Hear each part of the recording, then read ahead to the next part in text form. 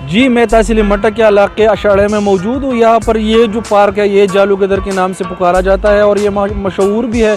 यहाँ पर सयाह जो है वो भी आते जाते रहते हैं और यहाँ पर हमारे साथ जो सयाह है वो मौजूद है। उनसे पूछते हैं कि वो मौसम के बारे में क्या कहते हैं। जी, आप मौसम के बारे में क्या कहेंगे? मौसम बहुत प्यारा है। आज इस टाइम का जो मौसम है ठंडी हवा है और बहुत प्यारा जगह है। और ये बड़ी बेहतरीन लोकेशन है और पहली दफ़ा आया हूँ यहाँ पर, बड़ा एंजॉय कर रहा हूँ।